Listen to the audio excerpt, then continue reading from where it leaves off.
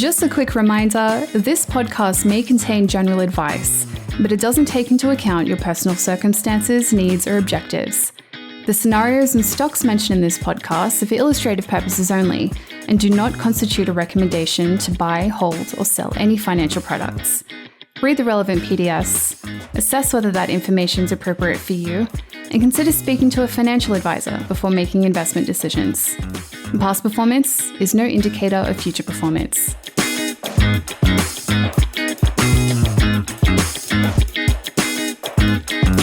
Hello and welcome to episode 15 of Stocks Neat. I'm Steve Johnson, Chief Investment Officer at Forager Funds, and sitting in the hot seat with me today, Harvey Migotti. He's already into the whiskey before we've even started the podcast.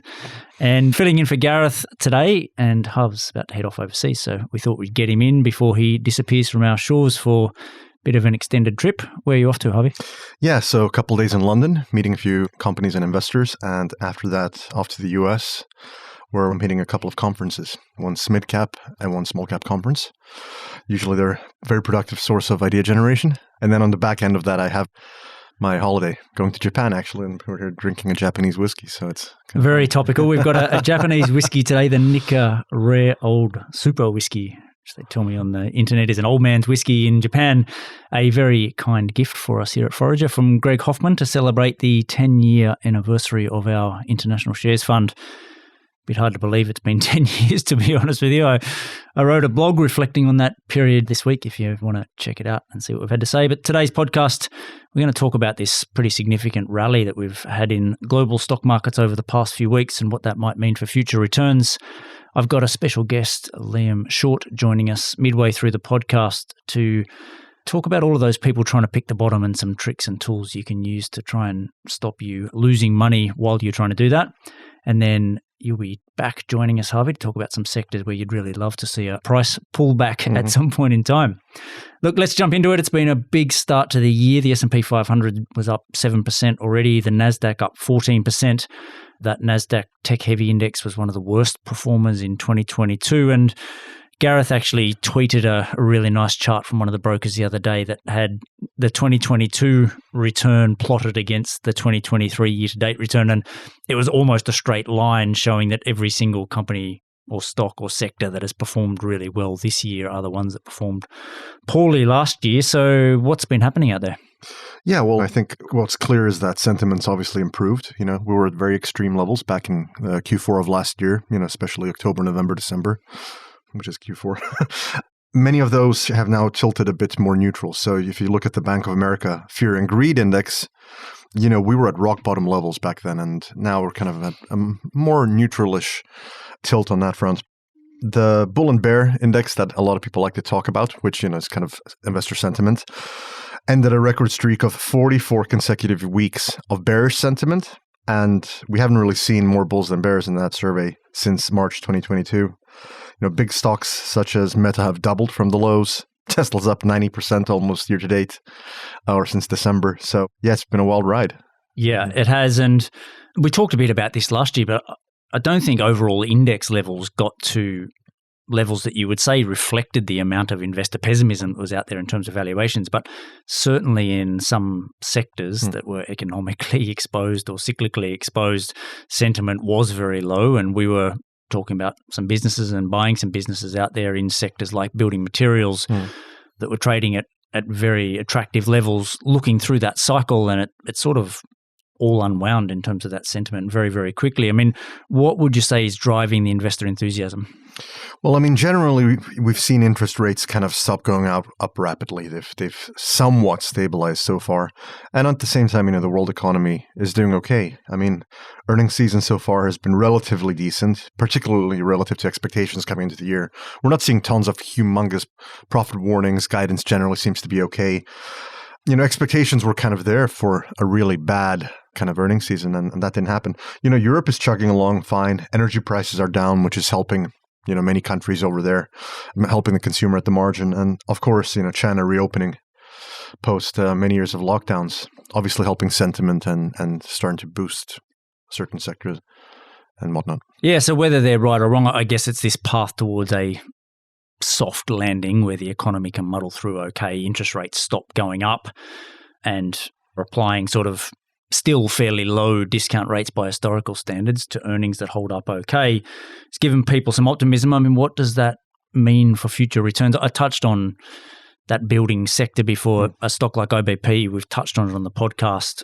We think it's a really, really good secular story here. But in terms of multiples, it's traded at such a wide range without that much changing dramatically on the fundamentals front. Is that true of indexes as well? What I will say is that some sectors started really cheap, as you mentioned. We made the case for small caps many times, particularly back in December. I think you even wrote about it in one of the letters. We think there's some really good attractive long-term returns in some of those small cap companies. Many haven't bounced. People kind of, when they want to go back into the market, they tend to gravitate towards the larger names that they know and the more liquid stuff. And some of the smaller stuff can take longer to bounce. There's no doubt that it's harder today than it was a month and a half ago. Market multiples, as you said, never got screamingly cheap, but some of these sectors have certainly improved from the lows. Like you mentioned IBP, that went to a very, very low multiple by any standard, even if there's some profit downgrades to come. We saw that across the board in many sectors that are exposed to either consumer discretionary spending, U.S. housing and whatnot. They've bounced heavily this year, 25%, 30% in some cases. So the easy money, quote unquote, has to some extent been made. You got to keep fishing, and digging up rocks. Yeah, and it's almost a bit of the opposite risk and reward at the moment, because I think in a lot of these sectors, the downgrades and the hit to sales, it's still coming. It may not be as bad as was being implied by the price, but we've seen here in Australia through this reporting season, a couple of companies. Nick Scali may be a really good example, right? Sell lounges and furniture. In June last year, the share price had almost halved back to $7 a share. Then by December, it had recovered. By the end of January is probably a better marker, recovered to $12 a share. So it was up 70-something% over that period.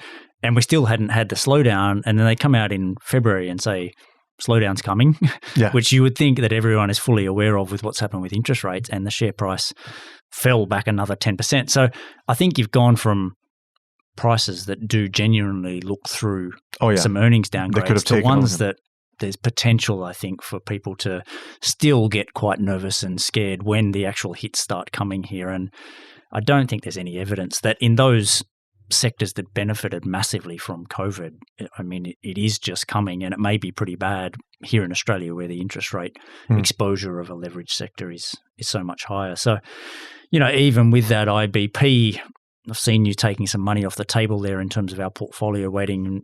I guess that's generally been the approach, right? It's a business that we want to own for a long period of time, but we're no longer getting that same degree of upside for living through what's going to be a difficult year. Yeah, we were adding to it as back in Q4 and near the lows, and we're taking some of that off. I think just being prudent here in terms of weightings, even though we're going to hold that stock for many years, most likely, being prudent in terms of weightings. When it runs ahead of earnings and so forth, and as you said, expectations get a bit higher, I think that's probably the prudent thing to do here, and redeploying to things that haven't moved or are being still ignored, or where we see something different happening. So yeah, I'd generally agree on that. I think we've skewed more conservative over the past few months. The share prices have run up, and you're seeing, I think, through this reporting season that the optimism's fragile when it comes to some of these companies that are quite exposed to a cyclical downturn. It does lead me on to something I really wanted to talk about today, and that is the investor obsession with waiting it out when things are uncertain and where people are nervous. I spoke to so many investors late last year that were waiting for the environment to be better before they invested with us or in other funds or just in the market in general. The conversation is always, I want to see how this interest rate cycle goes, and I want to see what the economy looks like before I invest my money. And it's just another lesson in that you don't get that free option, right? You don't get to sit there and wait until the coast is clear and then still be buying cheap stocks on the other side of it. Long-term returns from equity markets are 8 to 9% per annum, and I think it's really easy for people to forget that and go to cash at the worst possible times. Try to time it and whatnot. Yeah, I broadly agree with that. And, that may still be right? There's no guarantee that we're not sitting here in a year's time and prices aren't lower, but to the extent that that happens, they're not going to be able to pick that environment either. And I'm going to bring a guest in today Because if that is you and you have been doing that, don't stress too much. It's almost every investor does exactly the same thing, professional and retail. And I'm going to bring my guest in today, who's a financial planner, to talk about some tools you may be able to use to stop it happening next time around. So, Harvey, we'll get you back after I have this chat with Liam and wrap up the podcast there. Sounds good. Welcome to the Stocks Neat podcast. Liam Short, hello. Hi, how you doing? Very well, thanks.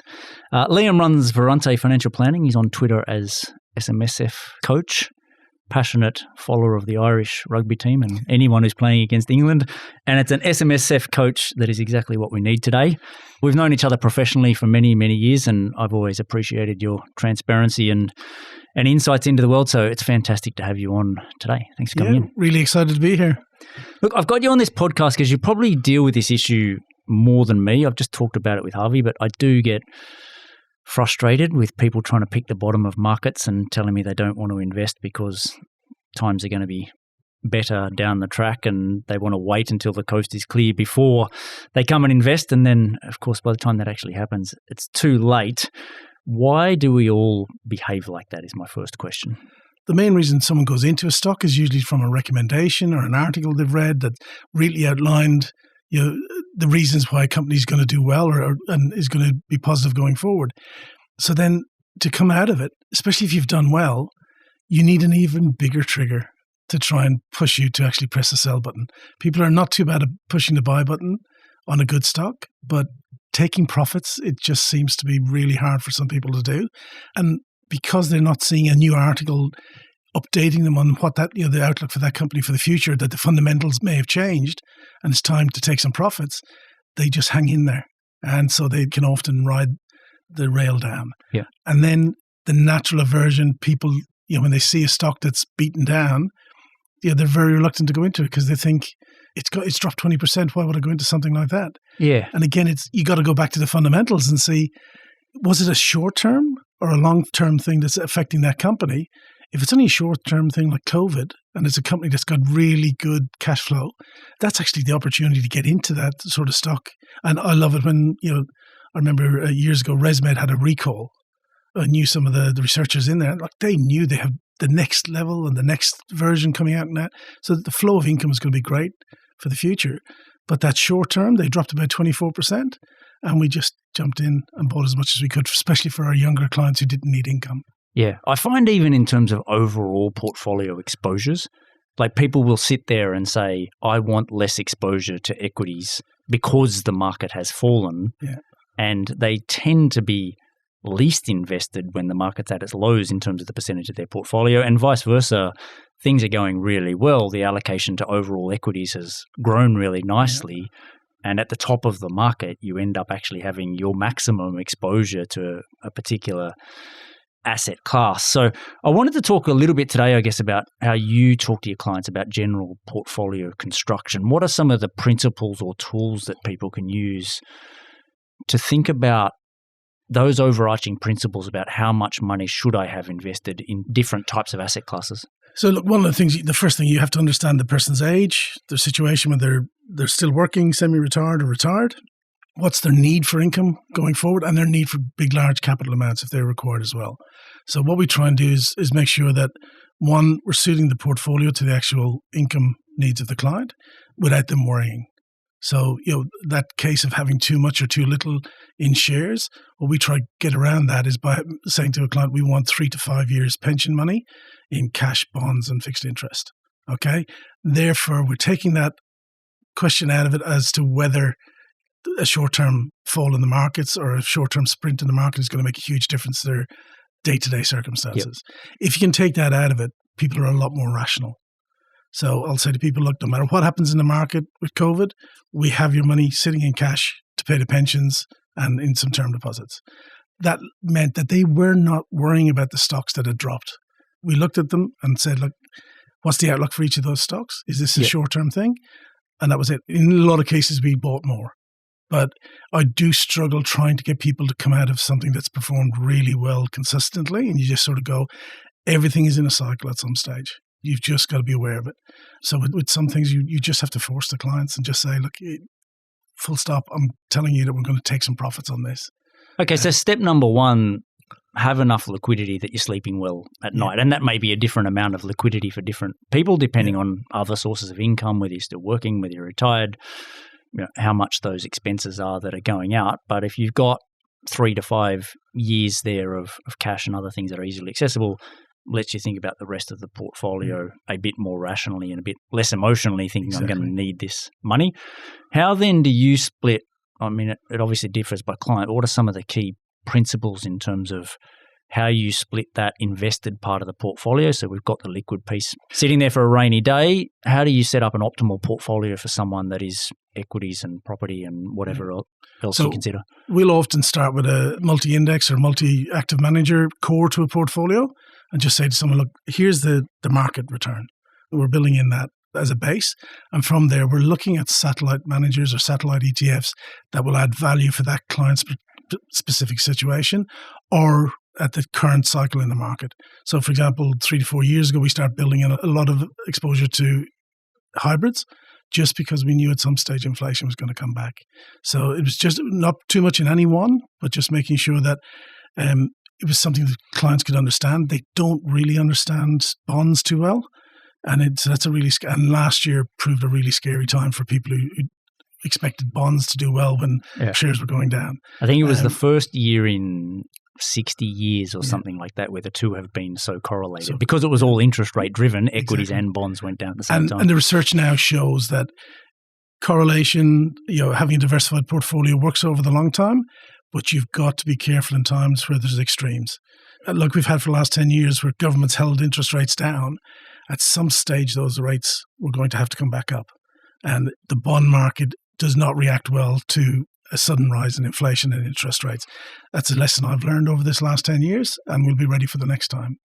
We've heard a lot about the hypothetical 60-40 portfolio in the news, which is 60% equities, 40% bonds, or is that the way around that it is? It depends on the person's 60-40. I mean, the bond, like you said, I think as an asset class, bonds are not as popular here in Australia. But what are some other really, I guess, basic rules of thumb? I've heard about a third, and there's a bunch of things out there that I think are not too bad in terms of general basic rules. And the 60-40 works for people in their mind. We tend to work on a 50-50 for retirees, saying you have 50% in shares and property, 50% in cash, fixed interest and bonds, okay?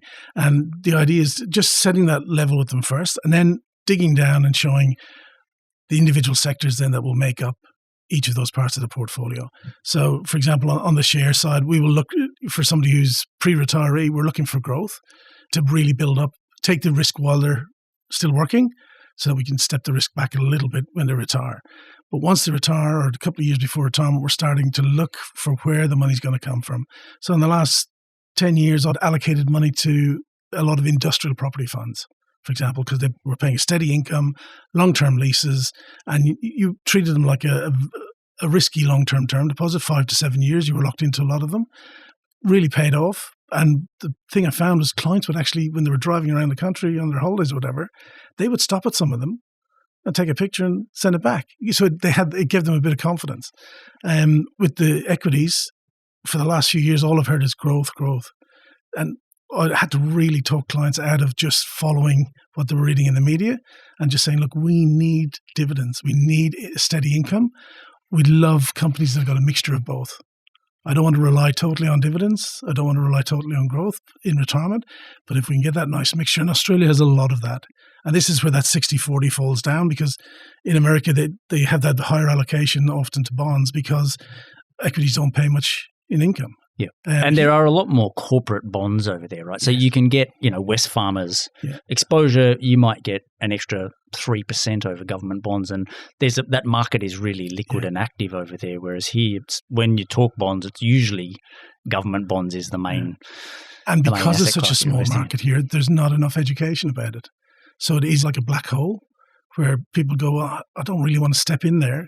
So often we'll use a very good quality manager in that area, especially for stepping away from government bonds or anything like that. We're looking for managers who've got a really proven track record of stability in that area. But it's really an education piece, especially on the SMSF space. It's an uphill battle for me often with people on bonds. From 2005 to 2015, I got them to do international shares. That was hard enough. And they've built confidence in that sector because a lot of them just did the top 10 shares and term deposits. Yeah, and that was 4 banks out of the top 10 four companies here in Australia. So. But you look back a lot on those big 4 banks, and in reality, most of them had not had much growth in the last 20 years. They've delivered good dividends, but delivered a lot of volatility in that period. So a couple of really important principles there. I think one is you need a mix of growth and income in your portfolio, and that mix, as you get older, you should be getting more risk averse, and that's because you're going to need the income at some point in time. But probably more importantly, you've also just got a lot less income generating capacity ahead of you. There was a concept in the CFA course where they talk about your human capital, right? And you start your life with a lot of that ahead of you that you're going to earn a lot of money. And frankly, you could lose 100% of your portfolio when you're 21 years old. And the amount that you're going to save in future dwarfs it. As you get closer to the end and needing the money, that balance should be shifting to more and more conservative over time. But I think the other really important piece there is that you need to sit down, what are my objectives, and set up a portfolio that is going to deliver on those objectives. And I find most people are actually starting with the end in mind, and then they're trying to, I need a certain amount of income to live off, therefore I need a return of 12. And they'll go and then create an overly risky portfolio because of what they think they need. You really need to sit down and say, well, okay, what's my risk tolerance? What is that portfolio going to give me? And then work out how you can live within within whatever those returns are. And look, that risk tolerance is the last 5 years have taught us that a lot of people didn't understand their own risk tolerance. They thought they could go through bad times without worrying. But when some of the companies stopped paying dividends in 2020 with COVID, that really panicked a lot of them because they had no safe haven in term deposits. They were relying on the big banks and big dividend players, and when they saw those taken away, that's when they started looking at debentures and stuff that were offering 8% and 9% without, because whiskey barrels. Yes, exactly. Things that it just sounded too good to be true, but because they were desperate for that yield, they were willing to look anywhere. Yeah. And they would look at single property trusts and stuff like that. There's so much risk in that single exposure. So it's really a case of going back to basics, working out what the actual risk tolerance is, but also understanding that it will change over even the retirement, because I have a lot of clients who will receive inheritances. So we don't want them spending too little in those original years of 55 to 75 or 85, because there's often going to be a large amount coming through. So they're the years where you've got to enjoy life and got to do your travel and spend time making the most of it. If you're always worried about your money running out, but knowing that there's going to be an inheritance coming at the end, you're just cheating yourself. Yeah. So it's really looking at the full picture and not just at what you've got at the moment. And I'll add one more piece to that picture, and this is true, I think, for a lot of my clients, where they've actually got significantly more assets than they're ever going to spend in their life. So there's a portion of that portfolio that is intergenerational, and they need to be thinking about it as a family, not as one person and where am I at in my life, but where is our family at in terms of the requirement for growth assets and return over time. And I take the lead from that from what I call my granny crew. They're ladies who've gone through their 60s, 70s and 80s. Now they're in their late 80s, and they're more aggressive investors than people at 65 because they've been through everything. They know how the markets work, but also they don't need the money anymore. They're investing for their grandkids. Yeah. And they're saying, look, a Vanguard ETF, just put some money into it for my grandchildren, find a manager that you can trust, and they're willing to take risk on that part of it because they don't need it. Yep. So exactly what you said about, sort of another thing is clients shouldn't be just taking risks just because they got money. So people with a fair amount of assets, I will sit down with them and say, look, do you really need to take more risk? A lot of them will still have businesses going. They'll have investment properties. I'll just go, now we're getting term deposit rates over 4%. I'm saying maybe we should just lock some of it in for 3 or 4 year term deposit. Yep. And you just go off and do your travel and not worry about it. Yeah, and I think the risk of your income is the other thing for people that are of a working age to think about. If you're working for a funds management business and your bonuses and income are all tied to stock markets already, you already have a lot of exposure to that asset class, and you need to think about how that fits in with the rest of your life and the amount of leverage that you carry and all those sorts of things as well. Things can change so quickly. Like we're seeing now the what we call a sandwich generation, especially females. They've got kids who are having grandkids, but they have a mum and dad who are now living into their 80s or 90s, and they're demanding care from their daughter. So it's a lot of people leaving jobs at a lot earlier than they expected. Some earning very good money because the culture of their family or just they want to take care of their parent. And that means stepping back. That can take a huge hit on your retirement. So that's why I keep on saying to people, take the risk when you're young and really build up your portfolio, get the benefit of compounding, because as you get closer to retirement, most people don't get to choose their retirement date. Something happens, they get sick, a partner gets sick, a parent gets sick, they get retrenched, or the industry changes and they're out of step with it. So you've got to be planning long term, not just saying, I'm going to start saving for retirement 2 years or 3 years before. Stay tuned, we'll be back in just a sec. Are you a long-term investor with a passion for unloved bargains? So are we. Forager Funds is a contemporary value fund manager with a proven track record for finding opportunities in unlikely places. Through our Australian and international shares funds, investors have access to small and mid-sized investments not accessible to many fund managers, in businesses that many investors likely haven't heard of. We have serious skin in the game too, meaning we invest right alongside our investors. For more information about our investments, visit foragerfunds.com. And if you like what you're hearing and what we're drinking, please like, subscribe, and pass it on. Thanks for tuning in. Now, back to the chat. So do you have any, tools or tricks? How do you get people to stick to that? You've sat down, you've got a plan. That plan says you should be invested mostly in equities. And then we're in the middle of a big bear market and interest rates are going up and everyone can see the economy is going to slow down. And that client of yours is saying, can't we just wait here in terms of our equities allocation? And, I want to see the economy going better and I want to see how high interest rates get before I put my money into equities. They will say that most people preface it when they say it to me. I know I can't pick the bottom of markets, but, and the but is the problem. But what can you do, to try and overcome that human emotion? Because the thing for everyone to think about is the reason things get really cheap is because everyone's feeling the same, right? It doesn't happen in isolation where you realize that everything's fine and everybody else doesn't. So have you got anything that you do with people to say, how are we going to overcome this human bias that is very, very, very common? So you just got to work with each person. So we will do a lot of work on showing the history of previous crashes or previous booms and what happened, how using a fairly steady asset allocation that suits their risk tolerance will get them through those periods, but also then just switching to doing some drip feeding. If the person is really worried, look, I believe long-term drip feeding probably doesn't pay off financially, but mentally, it's a really good way of doing things.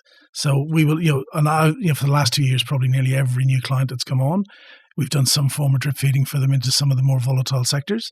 Look, they appreciate it, but when we look back over the period, it probably would have been better off to put the large sum in most cases. Yeah. But for the mental health of that client and for the actual building the trust with them, it was the best thing that we did. I actually find that a lot with my new clients as well. And I actually prefer someone to start with a relatively small amount of money because that relationship between us, client, fund manager, is really important as well. And one of two things can happen is they have a bad experience at the start and they run off, or they have a good experience at the start and then that trust is built up and they can then add to their investment over time. But if someone's made a really significant investment and then the first 3 months are bad performance, it really makes them understandably question that decision. So it's emotional rather than necessarily economically rational, but I find something, dollar cost averaging is maybe the lingo for it, but just to average over time into things makes a lot of sense. And the other one that I think works really well is just a set regular date for rebalancing your portfolio. I'm going to do it maybe every quarter or... So we see our clients every 6 months and we just basically go through it. And if the asset allocation's got out of whack, I look and see, well, for the last couple of years, we did keep it a little bit extra in growth side because the income side was paying so little.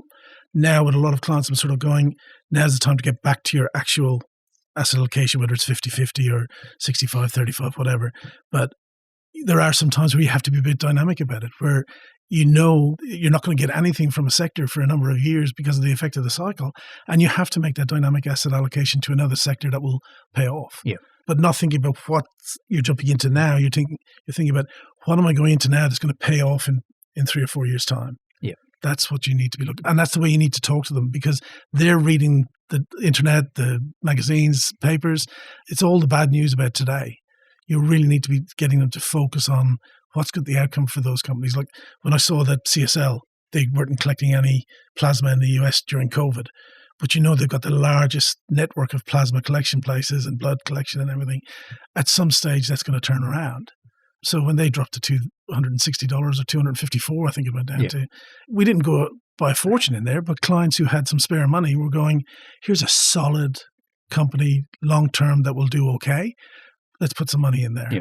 And or looking at companies like I mentioned ResMed or Cochlear earlier, looking for companies that are not affected too much by a downturn because they get it's either paid for by government or paid for by insurance companies, and they've got a solid income coming through. And they're big names that people know.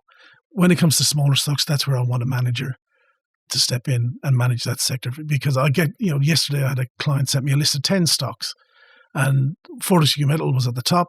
And honestly, I didn't know 6 of the other stocks. I'd never even heard of them. And I just went back to the client and go, you're 2 years from retirement. Why are you going into these? They said, oh, well, this group contacted me and these were their best performers. I said, but what were the worst performers? Get the full story before you go into it. And does it actually suit what you're actually trying to achieve? Yeah. He's the sort of client that wants to be invested, but hates losing money. I saw 8 out of the 10 stocks you've sent me, they're really risky hit or miss stocks. And at the end, he'd come back at the end of the evening and just send me an email going, okay, I understand now. Let's just stick with what we're doing at the moment. Yeah. I find just a regular rebalance with that every 6 months with your clients or every quarter, making it part of the process rather than a call on markets is a really useful thing to say, well, this is just what I do every quarter. I've got my portfolio allocation, and naturally you will be then adding to equities when prices are down because your allocation is down and you're taking money off the table when prices are up. And that's true of all your different asset classes. Yeah. And I find that really works well. I've heard of some people, you touched on the word dynamic there, but actually doing it on a valuation or even a recent historical returns basis where it is a bit more dynamic. So my aim might be to be, say, 60% in equities when the PE ratio is below a certain level, or you could do it on value-based. Alex Chevalev's actually, we're talking about returns from small cap stocks here in Australia. It's been a really horrible 5-year period where the index has done 2% per annum, including dividends. And every single time that the trailing 5-year return has been that low, your prospective returns are very high for fairly obvious reasons, right? Like that the profits that those companies made is still there, and they've created bigger businesses. And that's been a pretty useful guide. And we've talked about using it as a fund manager, how much cash do we want to hold? Every day it's easy to sit there and say, this is a great business, that's a great business. But if we were a bit more mechanical about it, saying, well, when the trailing return is this, we're going to hold more cash, and when it's that, we're going to hold less cash, would even as professional fund managers, I think, be a useful way for us just to adjust our risk tolerance depending on what the prospective returns look like, but using past returns as a useful guide for that. The main thing you have to do is, if you've got a philosophy like that, or you've got a strategy like that, you've got to stick by it for your clients. You can't be chopping and chasing. I don't tell my clients that we're not stock pickers, we're not fund managers. I'm an asset allocator. If I know an area, I'm happy to do some direct stuff in it. But the majority of what I do is I do a core index and then some really good satellite managers around it. And I stick to that. So if clients come in with the flavor of the day stock or something, I just go, look, I'm more than happy for you to add it to the portfolio if you want. It's not something I'm interested in, and don't expect me to call you out on it. We've just been talking about AI we're about to talk about AI with Harvey, this last section of the podcast. So there's the flavor of the month at the moment. Every single company, all of the spivvy companies are the ones that are coming out and talking about how they've got AI in their products now to try and get the share price up. Yeah, but it's going to take them years to deliver any income on that. So if you're a younger person, yes, you can have an allocation or something like that, or a small allocation in retirement. I find it's the engineers, it's the IT people. They're the ones they know more about it, so they're interested in it. They'll want a little allocation to that. But for me, until something's proving itself, or unless I can see that it's going to have a major effect on one of the bigger stocks that are in the portfolio, and I think there's going to be a bit of a washout between Google and Amazon and Microsoft. So it's going to be interesting to see who is the winner in the ChatGPT type AI stocks. But again, for me, if I don't understand it enough, be able to explain it to a client in 1 minute, I'm not going to be putting their money in there. Yeah, and as a general rule, if you're reading about it in 10 articles in the paper every day, then the prices that you're paying for the stocks are not going to be cheap. So before you leave, Liam, you need to have a taste of the whiskey and let us know what you think, and you're not allowed to use the word smooth. It's a new rule of the Stocks Neat podcast. That hits the back of the throat fairly well. Very wow. Good. Nice. Japanese whiskey. Good. I'll reserve my judgment as to whether they're better than Irish whiskies, but I've started drinking a lot of Australian whiskies lately, so that one really leaves that burning taste in the back of your mouth, which is lovely. Very good. Well, thanks for joining us today. We really appreciate you coming on. I'm sure we'll have you back on at some point in time. Good luck in the Six Nations, and thanks for joining us. No problem. Thank you very much, Steve. Some fantastic advice there from Liam. Before we get into this last section, Harvey, you've already had a taste of the whiskey, but give me a go while you give a quick summary of it. And we've got a new rule on the podcast. We've had a few complaints from listeners. You're not allowed to use the word smooth when describing the whiskey. You know, what's interesting, I've actually found it, I've done a few whiskey tastings in my time. It's really hard just reviewing a whiskey on its own. When you have 3 or 4 of them and you can really notice the difference between them, it's easy to describe those differences. But when you just taste a whiskey, there's a limited number of ways of describing it, I think. But anyway, go ahead. This is a Japanese blend. Most of the Japanese whiskeys are blends, and this is one that goes back a long time. I'm going to keep it simple. I'm annoyed that I'm drinking this because I'm pretty sure this is a very expensive bottle that I won't be buying regularly, but I thought it was fabulous. It's I'm not going to use the word smooth. It just goes down nicely. Yeah. That's the way. And generally true of those Japanese whiskeys, right? I find and they're priced for that too, so. I don't think this is silly. I had a quick look and, for people that know Greg, they'd be surprised if it was crazily expensive. So I think about $80 to $90 a bottle you can get it online. Really? And this one came in a nice little box with a couple of beautiful Japanese glasses as well. So a nice gift package. But yeah, a good addition, I think, to that Japanese list. We've tasted a couple on here, and I find it pretty hard to go wrong with the Japanese whiskeys if you want something just regular drinking around the house. Look, I think the truth is no one has any idea where the bottoms or tops are. We've been around markets long enough to know that things do get screamingly cheap from time to time, but you often have bear markets that are just bear markets and recover quickly, and there's all sorts of different market environments. And I would say the last thing we want is equities getting absurdly expensive again. We've seen a bit of meme stock stupid behaviour over the past couple of months. Cryptocurrencies coming back, Bed Bath and Beyond, share price $1 to $5 and back to $1.50 or something. It's been crazy. But some worrying behaviour there, I'd say. And I think for us, we like buying businesses at attractive prices and having the business, through its results, show people that it's worth more than we bought it for. If everything gets expensive again, it only makes our life more difficult. Let's run a hypothetical scenario on the other side and say markets did tumble again. What sectors are you most interested in adding to our portfolio that we don't have exposure to at the moment? Well, we've done work on a couple of stocks that I would love to see come back and get a better entry point too. I can't mention them at the moment, but we're keeping a close eye on them. One key sector that we've done a ton of work on is semiconductors and semiconductor manufacturing equipment. We really like it structural over the long term. I mean, we could probably just buy the shares today and we're going to do amazingly well over the next 5 years. Maybe we're getting greedy by trying to wait for a better price, but that is what we're trying to do. I have no doubt that the environment will continue to be volatile over the next few months. High rates and kind of shaky economies, plus a tighter consumer. There will be ebbs and flows, I would say, especially after such a strong start to January. One of the best starts we've had in 80 years for the 60-40 portfolio. I actually read the other day. Maybe that was true as of a week ago. I think we've had a bit of a pullback since. But yeah, we're continuing to do the work on a number of names and hopefully take advantage of any of these pullbacks. I mentioned that book I read over Christmas, Chip Wars. Yeah. I strongly recommend that as a book for people to read that are not familiar with the sector, or even people who are. I think the history of the sector is amazing. And I always thought it was a business that was very difficult to understand and very technical, and therefore one that I wouldn't want to invest in. But I think there's some simple truths about it that actually make it a very, very investable sector in terms of understanding the competitive advantage of the businesses that are very well established there. And it's changed a lot over the past 20 years, right? I mean, when you started covering this sector, it was probably dozens and dozens of companies all competing with each other fairly fiercely. Yeah, huge amount of consolidation. And consolidation leads to industry repair, and it's led to a lot of these names are still cyclical, but higher highs and higher lows each cycle is what you generally see. Many of the names are, again, essentially oligopolies, particularly on the semi-cap equipment manufacturing side. You've got ASML, which is actually a monopoly in EV. And then many of the other names are kind of 50-50 market share with another player. It's all consolidated nicely. And that just, I mean, I don't even have to spell it out for people. Yeah, and the barriers to entry, are nice too. I mean, it's become so technical, right? Like it was a bit of a commodity business at some point in time, but it has become one of those ASML machines has got, I think they said 150,000 different components in it, and the amount of R&D that needs to go into creating the next version of those things, they are operating now at an atomic scale and now trying to stack these things on top of each other. It's truly an extraordinary industry that it's impossible to imagine someone coming along now and starting from scratch. And certainly know cost of capital where it is today versus a few years ago, but no, it just won't happen. It's one of the industries you can definitely say that there's not going to be any startups that all of a sudden come in here and start taking share from these guys.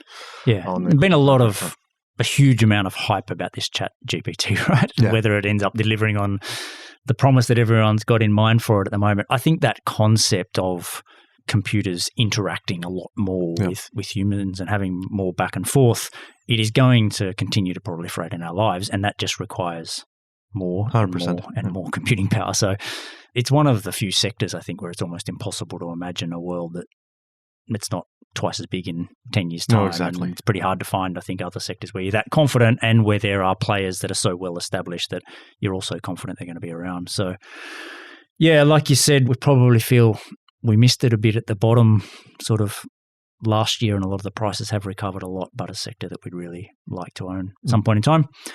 Good luck on your trip. Thank you. I hope you find a few other stocks to add to the list. Okay. We've been working really hard to build out we've finished the research, we like the business, and we're just waiting for the price. And yeah, the team's done a particularly good job, I think, of growing that list over time. And maybe you'll come back from America with a few insights and a few more of those stocks. Thanks for joining me, Harvey, and thank you for tuning in. We'll be back in a month's time with the next podcast. Any questions you've got or topics you'd like to cover, email us at admin@foragerfunds.com, or you can find me, Forager Steve, on Twitter. Thanks, everyone.